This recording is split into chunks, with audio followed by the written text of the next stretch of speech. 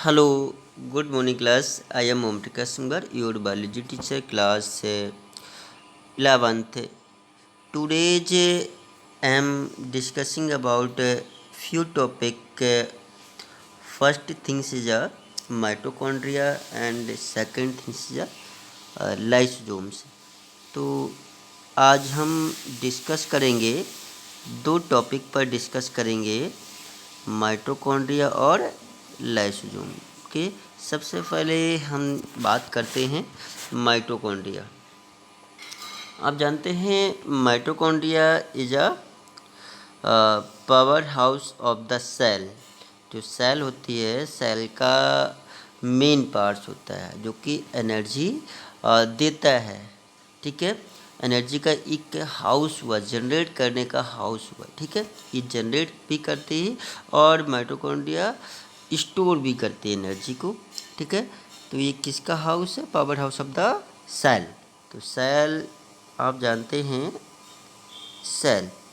Cell is the structural and functional unit of life, the fundamental unit of life की एक unit होती है cell. तो cell में बहुत सारे सेल ऑर्गेनल्स होते हैं। तो mitochondria is a cell organelles, microscopic cell organelles. Okay, और सेल इसके बारे में बताया किसने था सबसे पहले? Firstly coined by Kolliker. Okay, scientist Kolliker थे।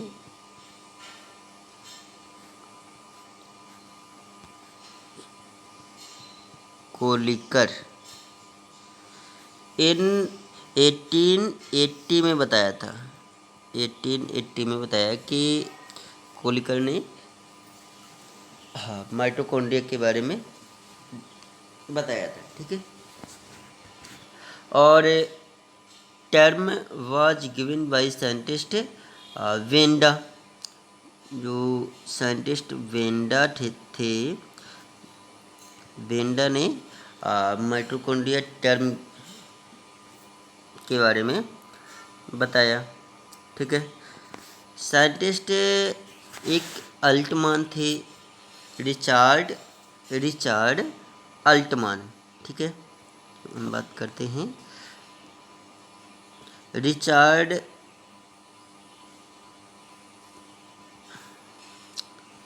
अल्टमान साइंटिस्ट थे। उनने भी माइटोकॉन्ड्रिया के बारे में समझा, बताया, दीज आर सेल ऑर्गेनल्स। ठीक है, साइंटिस्ट अल्टमान। क्लियर हो गया? माइटोकॉन्ड्रिया के बारे में एक्सप्लेनेशन किया। ठीक है, कि these are cell organelles. Okay, it is a power house of the cell, it's store the energy, also generate the energy. ये एनर्जी को जनरेट करता है in the form of ATP. किस फॉर्म में? एटीपी के फॉर्म में, ATP. तो ATP के फॉर्म में एनर्जी को स्टोर करते हैं एडिनोसिन ट्राईफॉस्फेट। ओके, तो सबसे पहले स्ट्रक्चर के बारे में हम डिस्कस कर रहे हैं। स्ट्रक्चर एक यहाँ पर हम देख रहे हैं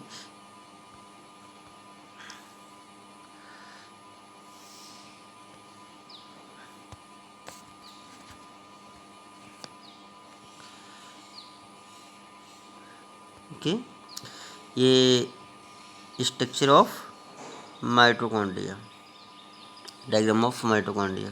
ओके स्टूडेंट्स, तो आप जानते हैं सबसे पहले स्ट्रक्चर के बारे में हम डिस्कस कर लेते हैं कि माइटोकॉन्ड्रिया दिखने में कैसा होता है। ये हमने देखा कि these are cell organelles of the cell का सेल ऑर्गेनल्स होता है, पावर हाउस होता है, अल्टमान ने बताया, और term given by scientist Benda. ठीक है, आप जानते हैं जितने भी सेल ऑर्गेनल्स होते हैं bounded by cell double membrane. जितने भी सेल के पार्ट्स हुए, सेल के ऑर्गेनल्स हुए, किससे बाउंडेड होते हैं?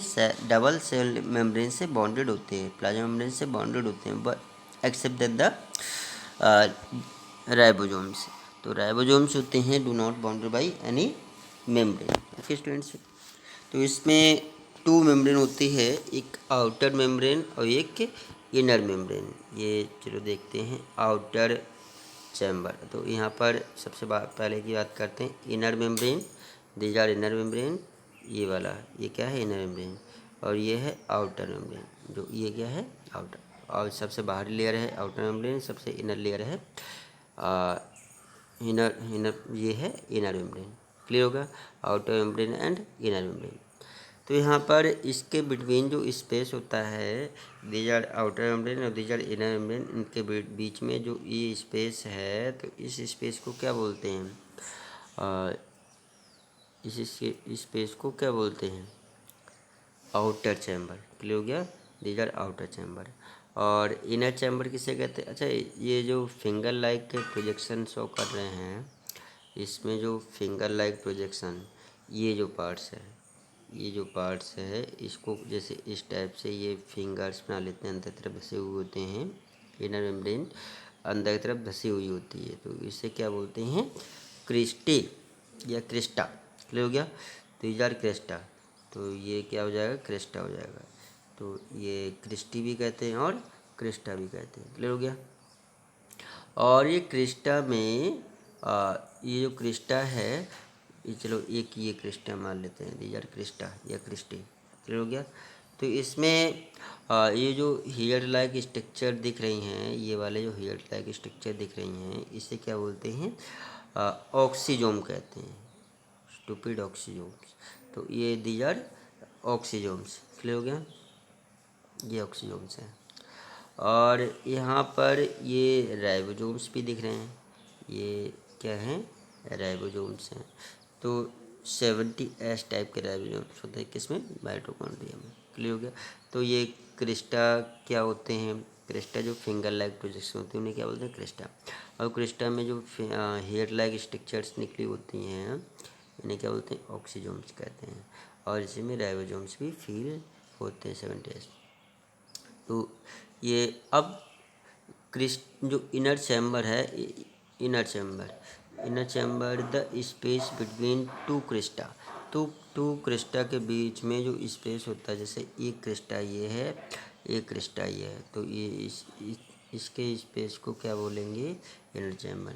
जैसे एक क्रिस्टा ये है और एक क्रिस्टा ये है, तो इसके बीच का जो स्पेस है इसे क्या बोलेंगे, इनर चैम्बर। क्लियर हो गया। तो इनर चैम्बर किसे कहते हैं, दे आर इनर चैम्बर। और आउटर चैम्बर किसे कहते हैं, the space between outer membrane and inner membrane. तो ये आउटर मेम्ब्रेन हो गया और ये इनर मेम्ब्रेन हो गई, इसके बीच में जो स्पेस है उसे क्या बोलेंगे, इनर चैम्बर। क्लियर हो गया। और ये these are part structure of mitochondria. Okay students, तो हम बात कर रहे हैं स्ट्रक्चर के बारे में।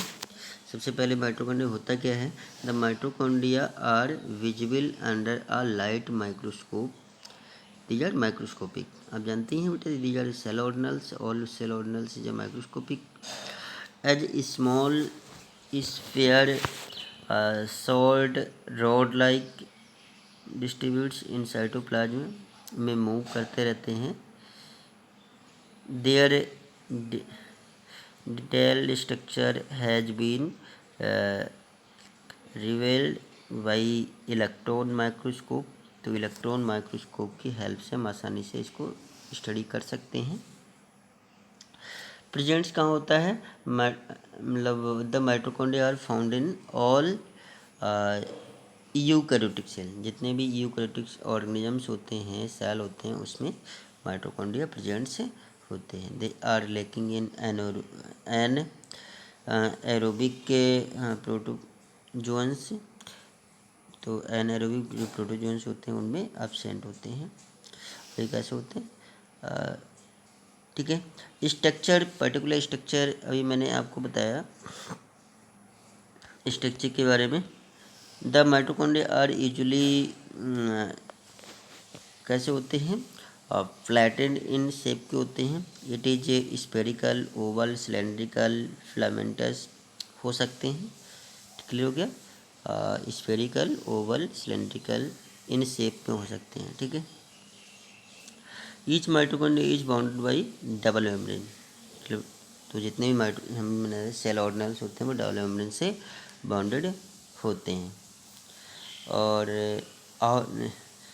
The outer membrane is smooth, freely permeable और स्मॉल मालिक्यूल से ये पास करते हैं इनटू आउट, ठीक है। जो स्मॉल मालिक्यूल्स ऑफ आयंस होते हैं वो पास कर देने में सक्षम होते हैं।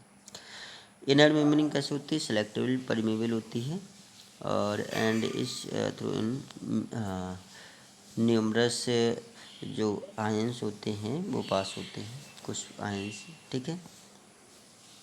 और जो फिंगर लाइक प्रोजेक्शन होती है इनर मेम्ब्रेन अंदर बसी होती है, क्या बोलते हैं? क्रिस्टा या क्रिस्टी कहते हैं। The cristae are arranged characteristic patterns in different cell bears ATP generating assembling called oxysome, ठीक है।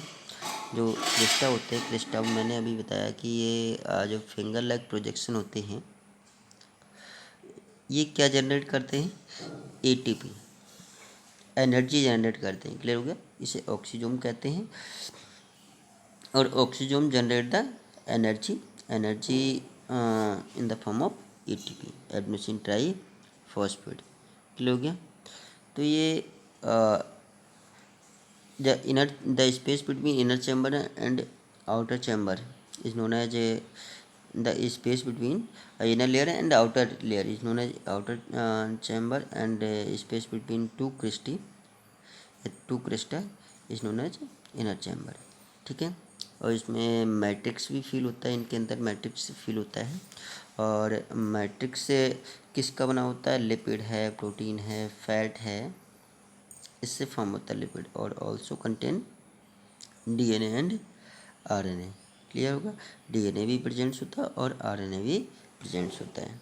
और ऑल्सो कंटेन राइबोसोम्स, इसमें राइबोसोम्स भी कंटेन होता है, ठीक है। जब माइटोकॉन्ड्रिया का फंक्शन क्या होता है? फंक्शन ऑफ द माइटोकॉन्ड्रिया,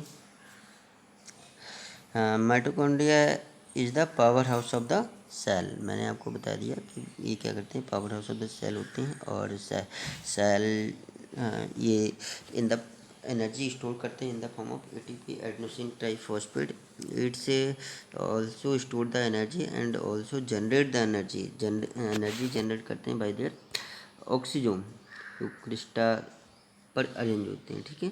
और ये जितने भी सेल होते हैं ग्रो और डेवलपमेंट्स करने के लिए रिस्पॉन्सिबल होते हैं, ठीक है। नेक्स्ट आपका है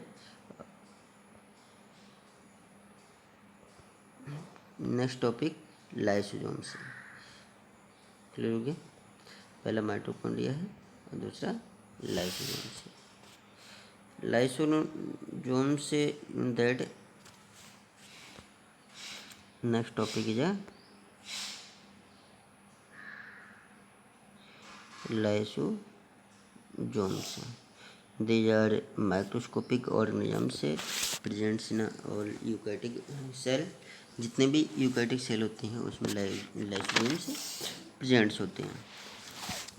और lysosomes are membrane bounded vacuolar organelles responsible for intracellular digestion in the eukaryotic cell. तो जो एक ऐसे मेम्ब्रेन से बाउंडेड होते हैं और लाइसोसोम मेम्ब्रेन से बाउंडेड होते हैं। दीज आर माइक्रोस्कोपिक एंड जितने भी यूकैरियोटिक सेल होते हैं उसमें डाइजेशन करने के लिए रिस्पॉन्सिबल होते हैं, फूड का डाइजेशन करने के लिए, ठीक है। सबसे पहले बात करते हैं दीज आर डिस्कवर्ड बाय, किसने बताया था? लाइसोसोम के बारे में बताया किसने था कि ये लाइसोसोम भी सेल में प्रेजेंट्स होते हैं। डी ड्यूब, ठीक है, scientist D dupe, scientist D dupe ने लाइसोसोम के बारे में डिस्कवर किया, ठीक है।